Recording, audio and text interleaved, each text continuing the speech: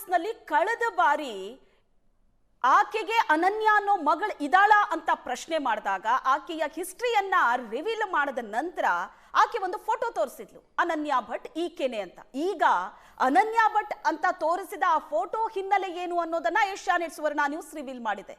ಈಗ ಆಕೆಯ ರಿಯಾಕ್ಷನ್ ಏನಾಗಿರ್ಬೋದು? ಪ್ರಯತ್ನ ಪಟ್ರ ಆಕೆಯ ರಿಯಾಕ್ಷನ್ ಅನ್ನ ಪಡೆಯೋದಕ್ಕೆ ಸುಜಾತಾ ಭಟ್ ಈಗೇನ್ ಹೇಳ್ತಾರ? ಹಾಗಾದ್ರೆ ಖಂಡಿತ ಶ್ವೇತಾ, ಈ ಪ್ರಯತ್ನವನ್ನ ನಾವು ಪ್ರತಿ ಸ್ಟೋರಿ ಮಾಡಿದಂಥ ಸಂದರ್ಭದಲ್ಲಿ ಕೂಡ ಇದೇ ಸುಜಾತಾ ಭಟ್ ಅವ್ರನ್ನ ಸಂಪರ್ಕ ಮಾಡಿ ಅವ್ರನ್ನ ಪ್ರಶ್ನೆ ಮಾಡಬೇಕು, ಅವರಿಂದ ಉತ್ತರವನ್ನು ಪಡ್ಕೊಳ್ಬೇಕು ಅಂತ ಪ್ರಯತ್ನವನ್ನ ಮಾಡ್ತಾ ಇದ್ದೇವೆ.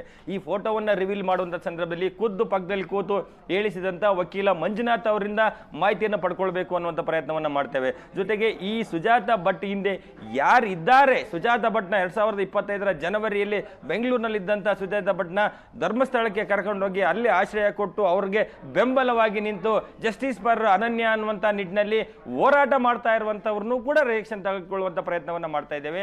ಅವರು ಎಲ್ಲದಕ್ಕೂ ನಾವು ವರದಿ ಮಾಡುವಂಥ ಸುದ್ದಿಗಳಿಗೆ ಕೌಂಟರ್ ಆಗಿ ಏನೋ ಪ್ಲಾನ್ ಮಾಡ್ತಿದ್ದಾರೆ ಹೊರತು ನಾವು ಸುವರ್ಣ ನ್ಯೂಸ್ ವರದಿ ಮಾಡಿದಂಥ ವರದಿಗಳಿಗೆ ಉತ್ತರ ಕೊಡುವಂಥ ಧೈರ್ಯವನ್ನ ಇದುವರೆಗೂ ಯಾರು ಮಾಡ್ತಾ ಇಲ್ಲ. ಸೊ ನಾವು ಕೇಳಿದಂಥ ಬಹುತೇಕ ಪ್ರಶ್ನೆಗಳು, ಅನನ್ಯ ಭಟ್ ಯಾವಾಗ ಹುಟ್ಟಿದ್ದಕ್ಕೇನಾದ್ರು ದಾಖಲೆಗಳಿದೆಯಾ, ಮೆಡಿಕಲ್ ಕಾಲೇಜ್ನಲ್ಲಿ ಅಡ್ಮಿಟ್ ಆಗಿದ್ದಕ್ಕೇನಾದ್ರು ದಾಖಲೆಗಳಿದೆಯಾ, ಸುಜಾತಾ ಭಟ್ ನಾನು CBI ಕೆಲಸ ಮಾಡ್ತಿದ್ದೀನಿ ಅಂತ ಹೇಳಿದ್ರು ಅದಕ್ಕೇನಾದ್ರು ದಾಖಲೆಗಳಿದೆಯಾ, ಅಂದ್ರೆ ಅನನ್ಯ ಭಟ್ ಸಂಬಂಧಪಟ್ಟಂತೆ ದಾಖಲೆಗಳನ್ನ ಕೊಡಿ.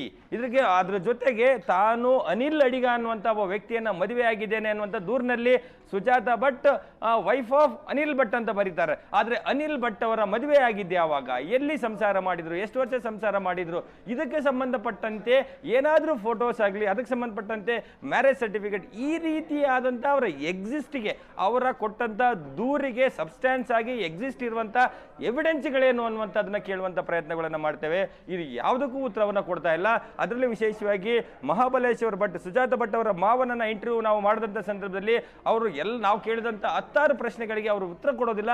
ಕೇವಲ ನಾನು ಎಲ್ಲೂ ಓಡಿ ಹೋಗಿಲ್ಲ, ನಾನು ಇಲ್ಲೇ ಇದ್ದೇನೆ ಅಂತ ಹೇಳಿ ಒಂದು ಮನೆಯಲ್ಲಿ ಕೂತು ಒಂದು ವಿಡಿಯೋ ಮಾಡಿ ಬಿಡ್ತಾರೆ ಹೊರತು ಅದರ ಜೊತೆಗೆ ಮತ್ತೆ ಅವರು ರಿಪ್ಪನ್ಪೇಟೆಯಲ್ಲಿದ್ದರು, ಮಗಳು ಹುಟ್ಟೇ ಇಲ್ಲ ಅನ್ನುವಂಥ ನಿಟ್ಟಿನಲ್ಲಿ ಒಂದಷ್ಟು ಪ್ರಶ್ನೆಗಳನ್ನು ಕೇಳಿದಂಥ ಸಂದರ್ಭದಲ್ಲಿ ಅದಕ್ಕೆ ಸಂಬಂಧಪಟ್ಟಂತೆ ಮಾಹಿತಿಗಳನ್ನು ಸುವರ್ಣ ಸುದ್ದಿ ಮಾಡಿದಂಥ ಸಂದರ್ಭದಲ್ಲಿ ಇಲ್ಲ ನನ್ನ ಮಗಳು ಇವಳೇ ಅಂತೇಳಿ ಫೋಟೋವನ್ನು ರಿಲೀಸ್ ಮಾಡ್ತಾಳೆ. ಆದರೆ ಆ ಫೋಟೋದಲ್ಲಿದ್ದಂಥ ಅಸಲಿ ಅಂದರೆ ಮಹಿಳೆ, ಅಸಲಿ ಯುವತಿ ಯಾರು ಅನ್ನುವಂಥದ್ದನ್ನು ಹುಡುಕ್ತಾ ಹೋದಂಥ ಸಂದರ್ಭದಲ್ಲಿ ಆಕೆ ಒಬ್ಳು ನರ್ಸ್, ರಾಮೇಶ್ ರಾಮಯ್ಯ ಕಾಲೇಜಿನಲ್ಲಿ ನರ್ಸ್ ಆಗಿ ಕೆಲಸ ಮಾಡ್ತಾ ಇದ್ದಂಥ ಇದೇ ರಂಗಪ್ರಸಾದ್ ಅವರ ಮಗನ ಹೆಂಡತಿ. ಈಕೆ 2007 ಸಾವನ್ನಪ್ಪಿದ್ದಾಳೆ. ಸೊ ಈ ಸಂದರ್ಭದಲ್ಲಿ ಈ ಫೋಟೋವನ್ನು ರಿವೀಲ್ ಮಾಡಿದರೆ ನಾವು ಗೆದ್ದಂಗೆ. ಯಾಕೆಂದರೆ ಇವತ್ತಿನ ಕಾಲದಲ್ಲಿ ಅಂದರೆ ಟೆಕ್ನಾಲಜಿ ಮುಂದುವರೆದಂಥ ಕಾಲದಲ್ಲಿ ಶ್ವೇತಾ, ಯಾವುದೇ ಒಂದು ಫೋಟೋವನ್ನು ಒಂದು ಗೂಗಲ್ ಲೆನ್ಸಲ್ಲಿ ಗೂಗಲಲ್ಲಿ ಚೆಕ್ ಮಾಡಿದರೆ ಅದರ ಎಲ್ಲ ರಿಸಲ್ಟ್ಗಳು ಕೂಡ ಬಂದ್ಬಿಡ್ತದೆ. ಆದರೆ 2007 ವಾಸಂತಿ ಸಾವನ್ನಪ್ಪಿರೋದ್ರಿಂದ ಆ ಸಂದರ್ಭದಲ್ಲಿ ಅಷ್ಟೊಂದು ಟೆಕ್ನಾಲಜಿ ಇಲ್ಲದೆ ಇರೋದ್ರಿಂದ ಆ ಫೋಟೋಗಳು ಗೂಗಲ್ ಅದು ಮ್ಯಾಚ್ ಮಾಡಲಿಕ್ಕೆ ಸಾಧ್ಯ ಆಗೋದಿಲ್ಲ. ಸೊ ಅದು ತೀರಾ ಹಳೆಯ ಫೋಟೋ ಆಗುತ್ತೆ. ಮತ್ತೆ ಯಾರಾದರೂ ಕುಟುಂಬಸ್ಥರು ಮುಂದೆ ಬಂದು ಇಲ್ಲ ಈಕೆ ನಮ್ಮ ಕುಟುಂಬಕ್ಕೆ ಸೇರಿದವಳು ಅಂತ ಹೇಳಲಿಕ್ಕೆ ಕೂಡ ಯಾರೂ ಇಲ್ಲ. ಗಂಡ ಇಲ್ಲ, ಮಾವ ಇಲ್ಲ, ಮಕ್ಕಳಿಲ್ಲ, ಅಥವಾ ಅವರ ತವ್ರ ಮನೆ ಎಲ್ಲಿದೆ ಗೊತ್ತಿಲ್ಲ. ಅಂದರೆ ಕೂರ್ಗಲ್ಲಿ ಯಾವುದೋ ಒಂದು ಮೂಲೆಯಲ್ಲಿ ಇರುವಂಥ ಮನೆ ಅನ್ನುವಂಥದ್ದು ಇವ್ರಿಗಿರುವಂಥ ಮಾಹಿತಿ. ಸೊ ಅಲ್ಲಿಯವರೆಗೆ ಯಾವುದೇ ಮಾಹಿತಿ ರೀಚ್ ಆಗೋದಿಲ್ಲ. ನಾವು ಈ ಫೋಟೋವನ್ನು ರಿವೀಲ್ ಮಾಡಿದ್ರೆ ಅದರಲ್ಲಿ ಈ ಫೋಟೋವನ್ನು ನಾವು ಅನನ್ಯ ಭಟ್ ಅಂತ ಬಿಟ್ಟಿದ್ದೆ ಅದರಲ್ಲಿ ನಾವೆಲ್ಲ ಒಂದು ಕಡೆ ಸಕ್ಸೀಡ್ ಆಗಬಹುದು ಅನ್ನುವಂಥ ನಿಟ್ಟಿನಲ್ಲಿ ಲೆಕ್ಕಾಚಾರವನ್ನು ಹಾಕಿದ್ರು. ಅವರು ಯಾವತ್ತೂ ಯೋಚನೆ ಮಾಡಲಿಕ್ಕೆ ಸಾಧ್ಯ ಇಲ್ಲ.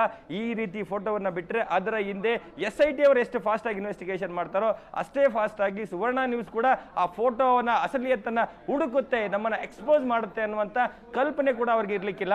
ಸೊ ಆ ಒಂದು ಹಿನ್ನೆಲೆಯಲ್ಲಿ ಈಗ ಸುಜಾತಾ ಭಟ್ ರಿವೀಲ್ ಮಾಡಿರುವಂಥ, ಬಿಡುಗಡೆ ಮಾಡಿರುವಂಥ ಫೋಟೋದ ಅಸಲಿಯತ್ತು ಯಾರು ಏನು, ಹೇಗೆ ಫೋಟೋ ಸಿಕ್ತು ಎಲ್ಲವೂ ಕೂಡ ಈಗ ಬಯಲಾಗಿರುವಂಥದ್ದು. ಈಗ ಮುಂದೆ ಏನು ಮಾಡ್ತಾರೆ ಅನ್ನುವಂಥದ್ದು ಕೂಡ ಈಗಿರುವಂಥ ಪ್ರಶ್ನೆಗಳು ಶ್ವೇತಾ. ಓಕೆ,